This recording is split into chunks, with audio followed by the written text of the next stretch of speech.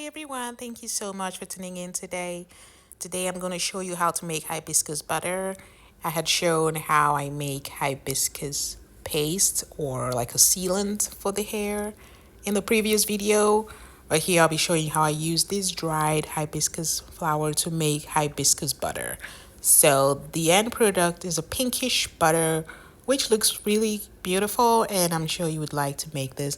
So I'm using muru butter in this recipe.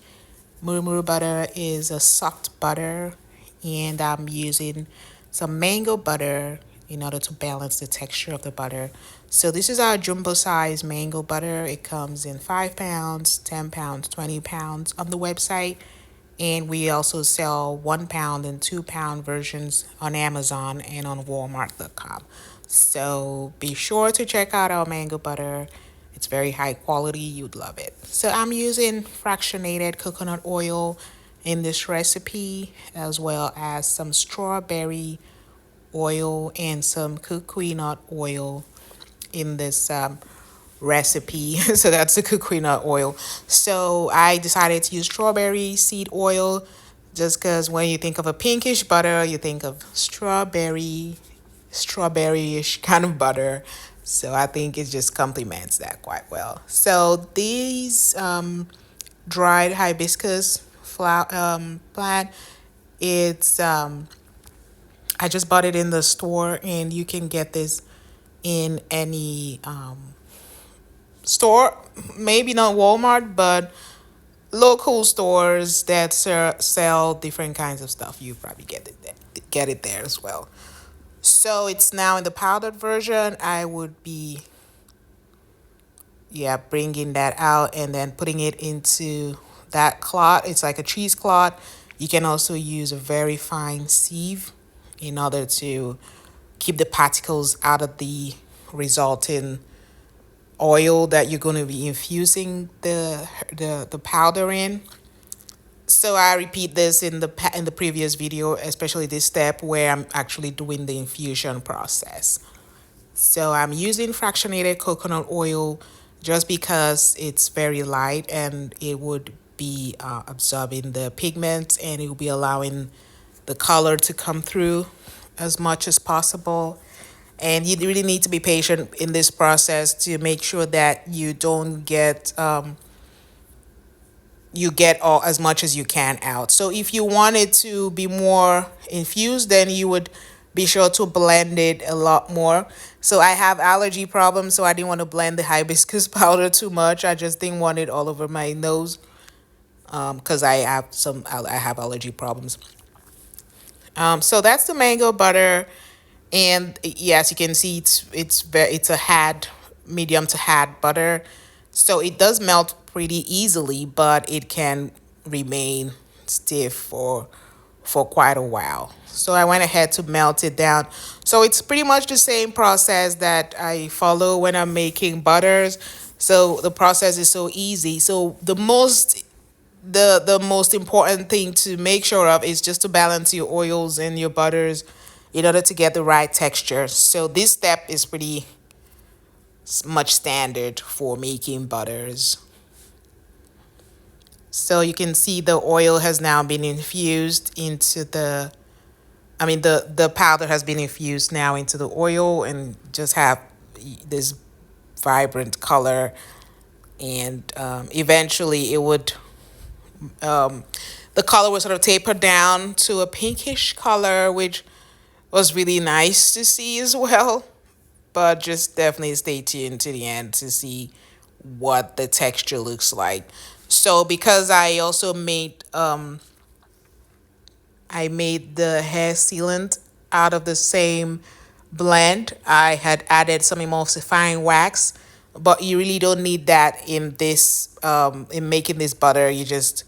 The oils are pretty fine. It was just a tiny bit of emulsifying wax that got in anyway. So I'm going ahead to add some essential oils to the blend because I wanted to smell just like something fruity. So I use grapefruit essential oil.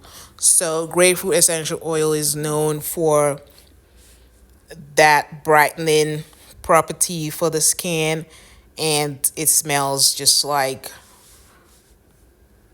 grapefruit. So yeah, it's a very nice scent, and I just like to use it in most of my creations. So I'm just blending it in here with the muru muru and the mango butter melted down, and just mixing it up together, and I'll be putting it in the refrigerator to allow it to solidify a little bit. So it's been pretty warm out here, and I definitely make sure to allow the butter to stand out for a little bit after I bring it out of the refrigerator before I start to whip it up. That's a pretty good tip. Sometimes you just want to get on with it. So what I would like to say about hibiscus flower is that this flower is a very unique flower.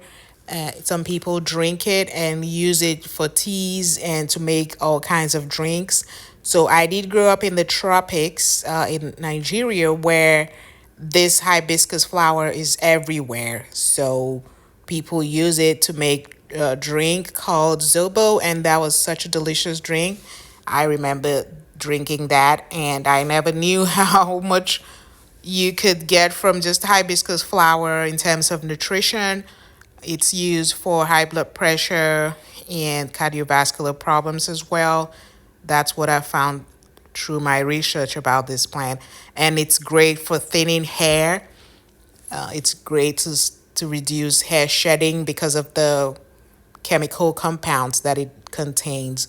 So flowers in general, they have a lot of protective compounds that protect them from the harsh weather and just keep them resilient. So these are the things that do get translated into your skin or your hair or your body when you consume a flower like hibiscus flower. So as you can see, the color is still there. It's just a natural color. So sometimes I wonder why people go for like synthetic coloring. So in recent times, we found out that some of this coloring causes diseases in the body. So you have in some food products, you have them using red, blue one, yellow this, and they found out some of those coloring contain cancer. So and some of them have been used in kids snacks and in foods that we consume. So I wonder why people would just use synthetic coloring when you can also get natural coloring from natural products like this. So this pink color, you could actually go for a synthetic pink color, or you can decide to get it from hibiscus plant, where you are then getting not just the coloring, but the compounds, the beneficial compounds that come with the coloring naturally and without any negative side effects. So in a different video, I'll be showing you how you can get different colors naturally for your skincare products, for your hair care products, and just without the hash benefit, without the hash problems that potentially exists. So I just hope you enjoyed this video and find it very helpful. And I would be sure to make a follow-up about the colors, how you can get natural colors and vibrant colors in that with natural products. And please stay tuned and don't forget to subscribe to my videos. And I would see you in the next one. Thank you.